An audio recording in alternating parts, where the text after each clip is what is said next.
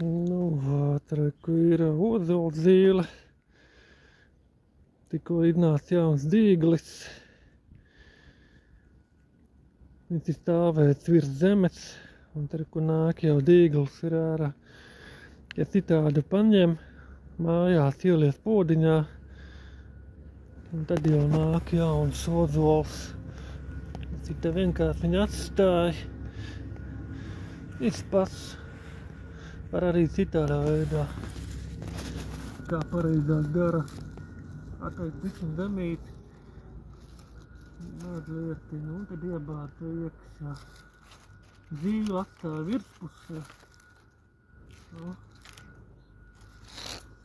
Tikko sakne sajūt to mitrumu zemi, viņas ir ritīgi zili ieiet iekšā. Pēc kaut kādiem 2 mēnešiem sakne jau būs pietiekami zili iekšā, un tad jau nāk ārā jaunais ozols. Te arī kaut kur ir, ko var redzēt. Tas ir vecs, tas ir neizdzīvojis. Tas nav izdzīvojis. Tas arī nav izdzīvojis.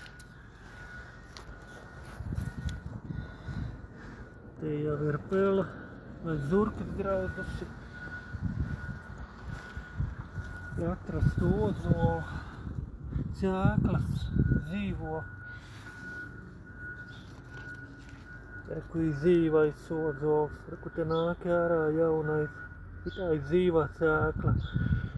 To arī itaikam tādu bedrīt.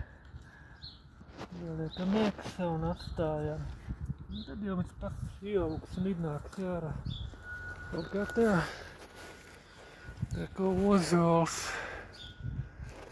ir